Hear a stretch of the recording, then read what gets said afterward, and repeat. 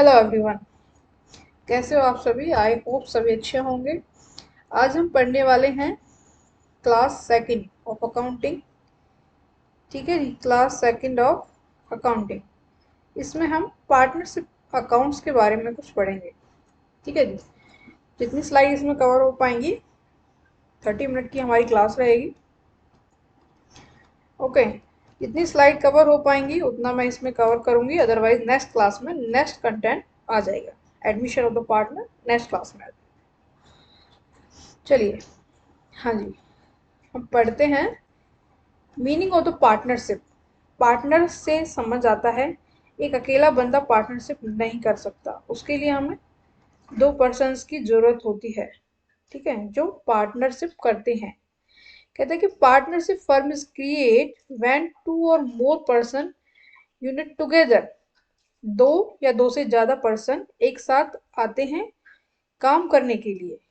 Pool resources, अपने resources को इकट्ठा करते हैं किसी बिजनेस को एस्टेब्लाइज करने के लिए, किसी बिजनेस को बनाने के लिए। ओके।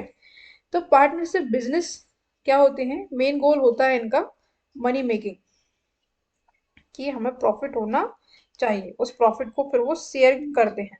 ठीक है, उसको शेयर करते हैं between the partners. Indian partnership act 1932 बताता है। इसका एक्ट कौन सा है? इंडियन पार्टनरशिप एक्ट का 1932 डिफाइन किया गया है इसने। The law that apply to partnership firm, कि ऐसा नहीं है जैसे कि दो बंदे पार्टनरशिप में आए तो उन पर कुछ रूल रेगुलेशन, कुछ लॉ फॉलो होंगे। ये सब कौन प्रोवाइड करता है? Indian partnership act 1932। कौन से सेक्शन में दिया हुआ है? Section number 4। ओके। हाँ जी, हम पढ़ रहे थे सेक्शन 4 में इसको दिखाया गया है पार्टनरशिप के बारे में। कि पार्टनरशिप एक्ट को डिफाइन किया गया है सेक्शन 4 में। पार्टनरशिप होता क्या है? The relationship between the persons के बीच में रिलेशन होता है जो एग्री होते हैं प्रॉफिट को शेयर करने के लिए, एक बिजनेस को चलाने के लिए। या तो सारे पार्टनर्स बिजनेस को चलाएंगे या कोई उनमें से एक पार्टनर चलाएगा। ठीक है, एक भी चला सकते हैं, दो भी चला सकते हैं। ये कहता है कि ऑन बाई ऑल, सारे चला सकते हैं, या any of them acting for all, उनमें से कोई भी चला सकता है। तो individuals who having the commercial partnership with another person are prefer as the partner. Partner किसे कहते हैं? जिसका कॉमर्शियल रिलेशनशिप हो। ठीक है, किसी दूसरे पार्टनर के साथ एग्रीमेंट हो, वो कॉन्ट्रैक्ट में हो, तो उसको बोलते हैं पार्टनर्स। जैसे कि तीन पार्टनर्स ने कॉन्ट्रैक्ट किया कि वो मिलकर एक बिजनेस को चलाएंगे, तो ये तीन बंदे को क्या बोलेंगे? पार्टनर्स। ठीक है जी। चलिए आगे पढ़ लेते हैं। ये कुछ और डिटेल दे रखी थी पार्टनरशिप के बारे में, आप रीड करना चाहें तो कर सकते हैं। ओके। कि हमारा जो पार्टनरशिप फर्म होती है is not a separate legal entity. ठीक है, unlike its members, a partnership firm is not a separate legal entity. It is a only label given to the group of the peoples. कहता है, हाँ जी, ये कहता है कि जैसे कि कंपनी होती है। ओके। कंपनी का क्या होता है? एक सेपरेट लीगल एंटिटी होती है, कंपनी अलग होती है, उसके जो शेयर होल्डर्स होते हैं वो अलग होते हैं। ओके। ऐसे ही पार्टनर में क्या होता है? इससे उल्टा होता है, उसके जो मेंबर होते हैं वो अलग होते हैं। नहीं, अलग नहीं होते, सेपरेट एंटिटी नहीं होती, सेपरेट नहीं होते। कि पार्टनर्स का जो पर्सनल गुड्स हैं उसको भी हम यूज कर सकते हैं। अगर कंपनी लॉस में जाती है, सपोज कंपनी लॉस में जाती है, तो हम शेयर होल्डर्स की पर्सनल चीज़ों को यूज़ नहीं कर सकते। बट पार्टनरशिप में ऐसा होता है कि उसकी जो पर्सनल प्रॉपर्टीज होती हैं पार्टनर्स की, उसको फॉर द फर्म के जो लॉसेस होते हैं उनको देने के लिए यूज़ किया जा सकता है। तो इससे समझ आता है कि ये एक लीगल सेपरेट लीगल एंटिटी नहीं होती है। ओके। चलिए, हाँ जी, आगे पढ़ते हैं। फीचर्स पढ़ लेते हैं पार्टनरशिप का। फीचर कई बार आपको पेपर में पूछ लिए जाएंगे कुछ पॉइंट्स, और बताया जाएगा कि कौन सा नहीं है, ये बताइए। या फिर कुछ पॉइंट दे दिए जाएंगे, इनमें से कौन सा है। ओके। कुछ ऐसे इसमें क्वेश्चन आते हैं। तो देखिए, सबसे पहले फीचर है इसका कि दो पर्सन का होना जरूरी है। कोई अकेला बंदा पार्टनरशिप नहीं कर सकता, उसमें दो पर्सन का होना जरूरी है। उसके बाद है कॉन्ट्रैक्ट एंड एग्रीमेंट्स। उनके बीच में उनके बीच में क्या होगा? एग्रीमेंट होगा, कॉन्ट्रैक्ट होगा लिखित में। between the partner. First most important condition sorry of a partnership firm before it can take SOI is the agreement between the partners. Partners के बीच में क्या होगा? एग्रीमेंट होगा. One second. हाँ जी, कि हमने डॉक्यूमेंट्स होगा, उस पर साइन करेंगे कि किसकी क्या लाइबिलिटी थी और किसका क्या प्रॉफिट लॉस वगैरह, शेयरिंग प्रॉफिट कितना होगा. ठीक है. उसके बाद है फॉर द प्रॉफिट बिजनेस. ये किस लिए एग्रीमेंट में आते हैं? कि उन दोनों को क्या हो? प्रॉफिट हो. उनका गोल, प्राइमरी गोल होता है उनका प्रॉफिट अर्न करना, कि प्रॉफिट उनका कमाना, उनका मेल. हाँ जी, प्रॉफिट के लिए आपस में मिलते हैं. कि उनका मेन गोल होता है, प्राइमरी गोल, कि वो प्रॉफिट उनका कमाना होता है. कि आपने गोल डिसाइड करते हैं कि जिसके लिए उन्होंने पार्टनरशिप की है. ओके. तो जो प्रॉफिट होता है फिर उसको वो क्या करते हैं? शेयर करते हैं आपस में. ओके. चलिए, कहते हैं कि बिजनेस ऑपरेशंस क्या करना होता है? Every partner in the partnership firm has the authority to make the decisions that are in the best interest of both companies individuals partners. ये कहता है कि जो बिजनेस ऑपरेशंस होते हैं उनसे रिलेटेड हर एक पार्टनर को राइट होता है कि वो डिसीजंस ले सकते हैं अपनी फर्म के लिए. ठीक है जी. According to the partnership act के हिसाब से every partner have the authority to decide both for himself on the behalf of the other partner. ठीक है. कि वो सबकी, ऐसा नहीं है कि एक पार्टनर ने ही डिसीजन ले लिया, उसको बताया भी नहीं दूसरे वाले को. ऐसा नहीं होता. अगर एक पार्टनर ने कोई डिसीजन लिया है तो वो दूसरे सब पार्टनर के साथ उसको साझा करेगा, फिर दोनों मिलकर कोई डिसीजन लेंगे. ओके. हाँ जी. शेयरिंग द प्रॉफिट, कि जो भी प्रॉफिट होता है उसको, वो प्रॉफिट को अपने शेयर्स में बांटते हैं, कि 1/1 है या फिर 2/1 है, जो भी उनका रेशो उन्होंने डिसाइड किया है अकॉर्डिंग टू कैपिटल या फिर प्रॉफिट, जो भी कुछ है. उसके साथ है relationship of the principal and agent. ये कहता है कि जो पार्टनर होते हैं वो एक दूसरे के क्या होते हैं? एजेंट भी होते हैं. क्योंकि वो एक दूसरे को बाइंड कर सकते हैं. और वो कहते हैं कि प्रिंसिपल एंड एजेंट, वो किसी दूसरे के काम से बांधे भी हो सकते हैं और वो खुद भी बांधे होते हैं दूसरे काम के लिए, दूसरों के काम के लिए. मतलब अगर उसने कोई काम किया तो वो रेस्पॉन्सिबल है दूसरे पार्टनर्स के लिए. अगर दूसरे पार्टनर ने कोई काम किया तो वो रेस्पॉन्सिबल है उस पार्टनर के लिए. तो ये एजेंट मतलब एक दूसरे का ख्याल भी रखते हैं और उसका जो भी काम है उसको देखते भी हैं, और दूसरे भी उसके काम को देखते हैं. उसके बाद business carry on by all. या तो बिजनेस सारे पार्टनर्स के द्वारा चलाया जाएगा, या एक्टिंग दैम फॉर ऑल, या फिर कुछ पार्टनर्स के द्वारा चलाया जाएगा. ओके. उसके बाद type of the partnership firm. कितने टाइप के पार्टनरशिप फर्म होते हैं? फर्स्ट ऑफ ऑल है पार्टनरशिप एट विल. विल मतलब इच्छा. इच्छा. Each partner in the partnership firm jointly agree on the duration of the partnership at the time of the formations. ठीक है जी. ये कहता है कि हर एक पार्टनर जो कि पार्टनरशिप फर्म में आते हैं जॉइंटली एग्री, वो एक दूसरे के साथ एग्री होते हैं on the duration of the partnership at the time of formation. जब पार्टनरशिप बनाई जाती है तभी उनकी जो अवधि होती है, ड्यूरेशन होती है, वो क्या होती है? डिसाइडेड होती है. वो कितने टाइम के लिए एक दूसरे के साथ अपनी इच्छा से पार्टनरशिप में आए हैं. उसके बाद ये कहता है कि व्हेन द क्लोजिंग द, जब उसकी जो क्लोजिंग की डेट है वो नियर आती है पार्टनरशिप की, तो वो अपनी इच्छा से अपने टेंडर को बढ़ा भी सकते हैं, ज़्यादा लंबी पार्टनरशिप भी रख सकते हैं. उसके बाद partnership at will prefer to the partnership firm. एक ऐसी पार्टनरशिप फर्म होती है is form without specify a particular duration for the partnership. कहते हैं कि without specify a particular duration, उसमें कोई पर्टिकुलर ड्यूरेशन जो है स्पेसिफाई नहीं होती है फॉर द पार्टनर्स के लिए. Individual partners in the partnership firm at will can jointly decide. वो एक दूसरे के साथ जॉइंटली, मतलब कोई डिसीजन लेता है तो जॉइंटली डिसाइड करते हैं एट लेटर टाइम. जैसे कि उन्होंने डिसाइड किया कि इतने टाइम के लिए है, लेकिन उसको वो बढ़ा भी सकते हैं. ठीक है. Specify a particular duration for the time, उसको वो बाद में क्या कर सकते हैं? बढ़ा भी सकते हैं. उसके बाद if the need arise when dissolve the partnership. Dissolve कहते हैं कि जब पार्टनरशिप का ऐसा लगता है कि उनको खत्म कर देनी चाहिए अपनी पार्टनरशिप, तो वो उसको क्या करते हैं, डिसॉल्व भी कर सकते हैं, खत्म भी कर सकते हैं। इन सच ए पार्टनरशिप, ऐसी पार्टनरशिप में जो प्रॉफिट होता है फर्म का, इनकम होती है जो, उसको हम किस इंडिविजुअल्स में बांट देते हैं। जो हमारे पार्टनर्स होते हैं उनके आप उसके रेशो के हिसाब से बढ़ जाता है। ईच पार्टनर पे टैक्स, हर एक पार्टनर अपने इनकम पर क्या देता है, टैक्स देता है, अपने रेवेन्यू पर क्या देता है, टैक्स देता है। They are all liable for the paying of the business डेब्ट, जो बिजनेस के डेब्ट होते हैं उनको भी पे करने के लिए सारे पार्टनर्स जो होते हैं लाइबल होते हैं। मतलब ये अपनी इच्छा से आते हैं और अपनी इच्छा से चले जाते हैं। ओके, उसके बाद है पर्टिकुलर पार्टनरशिप।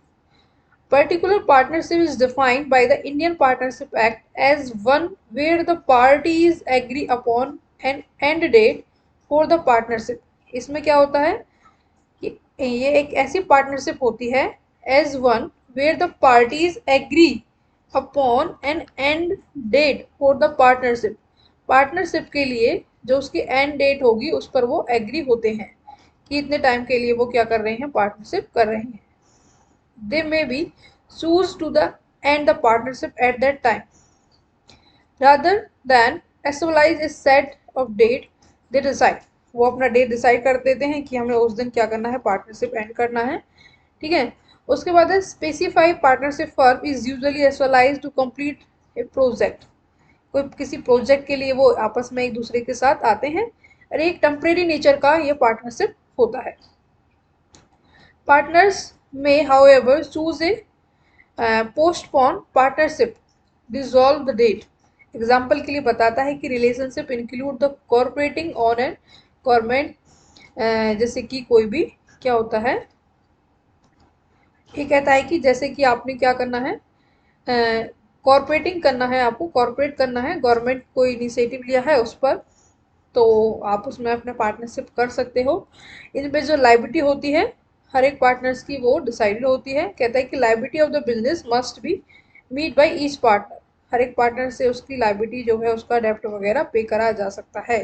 वो सारे पार्टनर्स लाइबल होते हैं बिजनेस के डेप्ट को पे करने के लिए। वे अपनी money, personal money and personal assets को भी यूज कर सकते हैं। ओके, हाँ जी, उसके बाद है LLP, लिमिटेड लाइबिलिटी पार्टनरशिप। इसमें नाम से समझ आता है कि लिमिटेड लाइबिलिटी होगी उनकी। ये एक्ट कौन सा है, 2008। Govern of the business organization as a LLP। LLP LLP operate as a corporate organization, एक कॉर्पोरेट ऑर्गेनाइजेशन की तरह काम करती है। ठीक है जी। इन द कॉन्ट्रास्ट द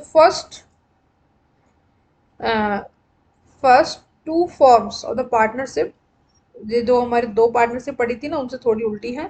कहते हैं कि partner limited liability in the LLP is based on how much money they have invested in the business.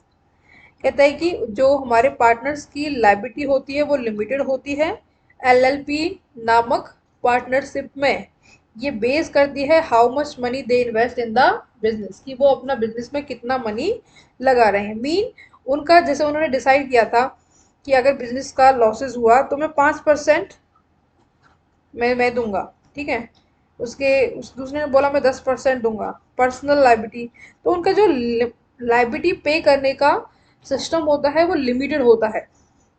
LLP partners are not required by law to use their own assets, कि वो अपनी खुद की assets को use नहीं कर सकते। जितना वो लाइबल हैं केवल उतना ही पे करेंगे टू पे ऑफ द बिजनेस डेब्ट, बिजनेस के डेब्ट को देने के लिए। मीन उनका लाइबिलिटी पे करने का जो एरिया होता है वो लिमिटेड होता है। हाँ जी, चलिए थोड़ा सा और पढ़ लेते हैं। ये क्या है, थोड़ा बड़ा करना पड़ेगा मेरे को ये। 1 सेकेंड, अरे क्या हो गया, 1 सेकेंड। हाँ जी, ऐसे दिख रहा है, चलिए ऐसे पढ़ लेते हैं। फर्म क्या होती है और कंपनी क्या होती है, दोनों में डिफरेंस क्या होता है। ठीक है, कहता है कि फर्म क्या है एंड कंपनी क्या है। Legal status, firm are not legal entity, firm एक लीगल एनिटी नहीं होती है। ओके, उसके बाद कहता है जो हमारी कंपनी होती है वो एक लीगल एंटिटी होती है, तभी तो उसका सेपरेट सिस्टम होता है, उसकी स्टैंप वगैरह अलग होती हैं। ओके। उसके बाद है agency. In a firm each partner act as an agent. Firm में हर एक पार्टनर एक दूसरे का एजेंट होता है। उसके बाद जो मेंबर होते हैं कंपनी के, वो एक दूसरे के एजेंट नहीं होते हैं। Another member not the company itself. Member अलग होते हैं, कंपनी अलग होती है। ओके। Distribution the profit. इसमें प्रॉफिट को डिस्ट्रीब्यूट किया जाता है among the partners according the partnership agreement, जो भी उसका एग्रीमेंट था उसके हिसाब से। इसमें there is no requirement profit को डिस्ट्रीब्यूट करने की मेंबर्स में। When dividend is announced a portion of profit become available to distribute to the share holder. इसमें हम क्या देते हैं, डिविडेंड देते हैं। डिविडेंड क्या किया जाता है, अनाउंस किया जाता है और पार्टनर्स को दे दिया जाता है अकॉर्डिंग टू प्रॉफिट। ओके। उसके बाद है tax extend of liability in the partnership. Partner liability is unlimited. Partner की लायबिलिटी क्या होती है, अनलिमिटेड होती है। ओके। मतलब कि वो अपना पर्सनल असेट्स को भी यूज कर सकते हैं। ओके। इनका जो लायबिलिटी सिस्टम होता है वो अनलिमिटेड होता है। मीन इनका जो पर्सनल असेट्स होती हैं उनको भी यूज कर लिया जाता है। Each partner responsible for the firm डेप्ट। हर कोई पार्टनर फर्म के डेप्ट को देने के लिए रेस्पॉन्सिबल होता है। ठीक है जी। और उनका जो पर्सनल असेट्स होती हैं, प्राइवेट प्रॉपर्टीज होती हैं, उनको भी यूज कर लिया जाता है। उसके बाद company limited by the shares. Company के जो शेयर होल्डर्स होते हैं वो अपनी लायबिलिटी कितने हद तक देते हैं, शेयर्स तक, जिसका उनका शेयर का वैल्यू है। जैसे उसने 10 रुपीज़ का शेयर लिया था, 4 रुपीज़ उससे ले लिए, तो वो कितने रुपीज़ के लिए, 6 रुपीज़ के लिए और लाइबल है। कंपनी को लॉस हो प्रॉफिट हो उससे ज़्यादा नहीं देगा। उसके बाद properties. Property of the firm is so called joint state of all the partners. सारे जो पार्टनर्स होते हैं उनकी क्या होती हैं, ये जॉइंट असेट्स, जॉइंट प्रॉपर्टीज होती हैं। It does not legally belonging to any one other of its member. किसी दूसरे मेंबर से रिलेटेड ये नहीं होती हैं। जो पार्टनर्स होते हैं उनकी ये असेट्स होती हैं। उसके बाद इन्हें कंपनी प्रॉपर्टीज क्या होती हैं, मेंबर्स की होती हैं, who can only receive it back in form of dividend और रिटर्न ऑफ कैपिटल। ये किसके फॉर्म में लेते हैं इसको, ये डिविडेंड के फॉर्म में लेते हैं, या फिर कैपिटल पर जो रिटर्न होता है, इंटरेस्ट ऑन कैपिटल वगैरह, उसके फॉर्म में अपनी प्रॉपर्टीज पर जो भी प्रॉफिट होता है उसको लेते हैं। Transfer of share in stack in the partnership can't be transfer to the another person. इसे कहता है कि जो भी दावा है या फिर जो भी दायित्व है, एक पार्टनर दूसरे पार्टनर्स पर ट्रांसफर नहीं कर सकता without the approval of every partner, जब तक हर कोई पार्टनर इस बात को अप्रूवल नहीं कर देता। कंपनी कहती है subject to rule of the company article, share holders में भी ट्रांसफर इज शेयर्स। ट्रांसफर कर सकता है अपने शेयर्स को। Typically the transfer of the share in a public limited company whose share are trade on stock exchange is regulated. Stock exchange पर क्या होने चाहिए, रेगुलेटेड होने चाहिए। और एक शेयर होल्डर्स ट्रांसफर कर सकता है अपने शेयर्स को। Transfer of share in public limited company whose share are trade on stock exchange. जो पब्लिक लिमिटेड कंपनी है उसके जो शेयर्स होते हैं वो स्टॉक एक्सचेंज पर रेगुलेटेड होने चाहिए, तभी वो अपना शेयर जो है ट्रांसफर कर सकता है मैनेजमेंट। पढ़ते हैं no explicit agreement to the contrary. कोई एक्सप्लिसिट कॉन्ट्रैक्ट नहीं होता है इसमें। सारे पार्टनर्स एलिजिबल होते हैं पार्टिसिपेट करने के लिए in the control of business. ठीक है। उसके बाद company member of the company participate नहीं करते हैं वो मैनेजमेंट में। They have the appoint the director. वो एक डायरेक्टर अपॉइंट करते हैं जो उसके सारे काम को देखता है। ओके। उसके बाद है number of member. Firm operating industry other than banking. अगर इंडस्ट्री में काम करती है अदर देन बैंकिंग के अलावा, तो उसमें कितने मेंबर, 20 मेंबर से ज़्यादा नहीं होंगे। ठीक है। This value must not exceeding for 10 for banks. तो बैंक्स के लिए 10 होते हैं, अदर्स के लिए 20 होते हैं मेंबर्स, नहीं पार्टनर्स। उसके बाद पढ़ते हैं company. Private company not less than 2। Private company में 2 से कम नहीं होने चाहिए, और मोर देन 50। मिनिमम 2 और मैक्सिमम 50 होते हैं प्राइवेट कंपनी में। और पब्लिक जो कंपनी होती है have any number of share holders, कितने भी वो शेयर होल्डर्स रख सकती है, बट नॉट फ्यूअर देन 7, कम से कम 7 तो होने चाहिए पब्लिक कंपनी में, और मैक्सिमम वो कितना भी रख सकती है।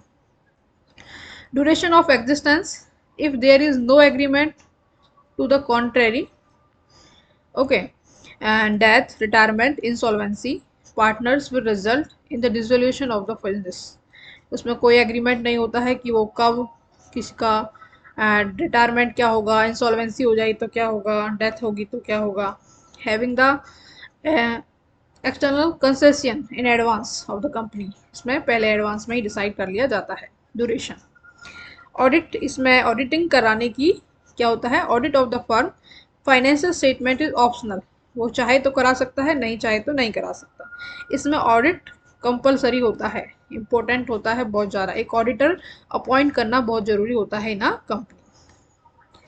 Type of the partners, partners का टाइप पढ़ते हैं। एक्टिव पार्टनर, एक्चुअल पार्टनर होता क्या है, जो एक्चुअली कहता है who has the become the partner by the contract, वो कॉन्ट्रैक्ट करके आता है, कंपनी के मैनेजमेंट में एक्टिवली पार्टिसिपेट करता है, ठीक है, एक्टिवली पार्टिसिपेट करता है, ओके। वो रिप्रेजेंटेटिव होता है दूसरे पार्टनर्स के लिए, और कहते हैं कि जब वो रिटायर होता है तो उसको एक पब्लिक नोटिस देना होता है कि भाई मैं रिटायर हो रहा हूँ, ठीक है। उसके बाद है sleeping partner and dormant partner, ये एक ऐसा पार्टनर होता है who is the partner by the agreement, वो एग्रीमेंट के थ्रू ही आता है, बट नॉट एक्टिवली पार्टिसिपेट, वो एक्टिवली पार्टिसिपेट नहीं करता है बिजनेस में, बिजनेस के ऑपरेशन में वो काम एक्टिवली पार्टिसिपेट नहीं करता है। These partner have are sharing the earning and losses, वो अपना जो प्रॉफिट होता है उसको पार्टनर्स के, मतलब टोटल प्रॉफिट होगा उसको प्रॉफिट लॉस का हिस्सा तो मिलेगा, लेकिन they are not compliant to announce their retirement, उसको अपना रिटायरमेंट का अनाउंसमेंट करने का कोई ज़रूरत नहीं होता है, ठीक है। स्लीपिंग पार्टनर होता है वो बिजनेस के ऑपरेशंस में भी हेल्प नहीं करता है, लेकिन प्रॉफिट लॉस अपना लेता है, एग्रीमेंट के थ्रू आता है, ओके। नॉमिनल पार्टनर, नाम मात्र का पार्टनर, एक ऐसा पार्टनर होता है whose name appear on the partnership document, जिसका केवल नाम चलता है, किसका क्या चलता है, नाम, वो अपना नाम यूज़ करने के लिए फर्म को दे देता है कि आप मेरा नाम यूज़ करिए, और उससे जैसे कि कोई पॉपुलर पर्सन होगा उसका हमने नाम यूज़ कर लिया, उसके एग्री, जब वो उसके लिए एग्री था, ठीक है जी। तो इसको क्या होता है, ये कोई भी प्रॉफिट नहीं लेता है, okay, not entitle any portion of the profit, profit के लिए नहीं होता है, ये प्रॉफिट नहीं लेता है, ओके। और ये कहते हैं कि पार्टनर हैज़ नाइदर इन्वेस्टेड, ना ही कोई कैपिटल इन्वेस्ट करता है, और not participate in the business operation, business operation में भी ये कोई काम नहीं करता है, और सच पार्टनर इज लाइबल, ये इसका मेन पॉइंट है, ये लाइबल होता है थर्ड पार्टीज के लिए for all the firm contract, जो फर्म ने दूसरी पार्टीज के साथ जो भी क्या किया है, कॉन्ट्रैक्ट किए हैं, उनके लिए जो भी डेप्ट है फर्म का, इस, ठीक है, जो भी मेंबर्स थे, बाहर की कंपनियां थी, उनके साथ फर्म ने डील की, उन सब के लिए ये लाइबल होगा, थर्ड पार्टी के लिए ये लाइबल होता है, क्योंकि इसके नाम के, हो सकता है इसके नाम को सुनकर ही उन्होंने कंपनी के साथ, फर्म के साथ कॉन्ट्रैक्ट किया हो, फर्म के साथ वो आए हो, इनके इसके नाम को सुनकर ही कि हाँ भाई ये बंदा पॉपुलर है, इसमें इसका पार्टनर है ये, तो हम इसके साथ कॉन्ट्रैक्ट करते हैं, इसीलिए ये लाइबल होता है फॉर द थर्ड पार्टी। हाँ जी, पार्टनर ओनली इन प्रॉफिट, ये कौन सा पार्टनर होते हैं, जो केवल प्रॉफिट लेना जानते हैं। He is entitle to portion of the earning, earning का में हिस्सा लेते हैं, नॉट रेस्पॉन्सिबल, लॉसेस के लिए कोई रेस्पॉन्सिबल नहीं होते। This type of partner is only liable to the third party for act of profit, third party के लिए ये भी लाइबल होते हैं क्योंकि प्रॉफिट ले रहे हैं। सब पार्टनर, एक ऐसा पार्टनर होता है पार्टनरशिप फर्म में जो एग्री होता है अपने प्रॉफिट को बांटने के लिए किसी नॉन पार्टनर के साथ, कि वो, उसको प्रॉफिट हुआ, ठीक है, उसने किसी नॉन पार्टनर के साथ क्या किया, अपना प्रॉफिट शेयर किया, ये क्या होता है, सब पार्टनर। सब partner has no right against the firm, firm के अगेंस्ट उसका कोई राइट नहीं होता है, और नो ही रेस्पॉन्सिबिलिटी होती है, ठीक है, for any obligation incurred by the firm. Incoming partners मतलब आने वाला partner, this prefer to the partner who is admitted as a partner, वो पार्टनरशिप में आने वाला है, इनटू एन एग्जिस्टेंस फर्म, जो एग्जिस्टिंग फर्म है हमारी उसमें वो पार्टनर आने वाला है, with the approval of all the current partner, सारे जो पार्टनर्स हैं उन्होंने अप्रूवल दे दिया है कि हाँ ये पार्टनर इसको हम रखेंगे, ठीक है। But this partner is not accountable, उसके कोई रेस्पॉन्सिबिलिटी नहीं बनती, उसकी कोई अकाउंटेबल नहीं है वो, क्योंकि तब तक नहीं है जब तक उसका एडमिशन नहीं हो जाता, ठीक है। तब तक नहीं है जब तक उसका एडमिशन नहीं हो जाता। फॉर एनी, ये कह रहा है कि committed prior to the admission of the partner, जब तक वो पार्टनरशिप में नहीं आ जाता। आउटगोइंग पार्टनर क्या होता है? हाँ जी, ये एक ऐसा पार्टनर होता है हु लीव द बिजनेस, ये बिजनेस को क्या कर रहा होता है, छोड़कर जा रहा होता है। While the remaining partner continue to operate until a public announcement is made regarding his retirement. ये एक ऐसा पार्टनर होता है जो छोड़कर जा रहा होता है, तो जो रिमेनिंग पार्टनर होते हैं जो कंटिन्यू ऑपरेट करते हैं, ठीक है, until a public notice is made regarding his retirement, तो उसकी रिटायरमेंट का नोटिस उनको देना होगा। This partner is accountable to the third parties for any activities and conduct by the firm. Okay, मतलब जो रिमेनिंग पार्टनर हैं उनको ही क्या करना है, अनाउंस करना है, अनाउंस करना है कि हाँ भाई ये हमारा पार्टनर था और ये छोड़कर जा रहा है। वन सेकेंड, हाँ जी। उसके बाद है partners by estoppel holding out. ये बाई स्टोपल एक पार्टनर, एक पर्सन था who will legally regarded as a partner, एक पर्सन लीगली रिगार्डेड होगा अगर उसने क्या किया है, ही एंड सी, या वो लड़का है या लड़की है जो भी हो, ठीक है, उसने वर्बली बोलकर या रिटर्न लिखकर इन्फॉर्म किया है क्लाइंट को कि I am a partner of in this that company, मैं इस कंपनी का पार्टनर हूँ, ठीक है, और उन्होंने कोई प्रॉफिट कमाया है उससे, ठीक है, या फिर कोई क्रेडिट रिसीव किया है, तो उसको पार्टनर माना जाएगा। उसने लिख कर दिया हो या फिर बोलकर बताया हो किसी क्लाइंट को। ओके,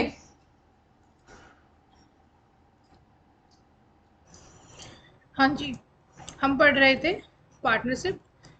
ओके, डीड बचा, डीड को पढ़ेंगे नेक्स्ट क्लास में, अकाउंटिंग का जो हमारा नेक्स्ट क्लास होएगा उसमें, क्लास 3, ठीक है।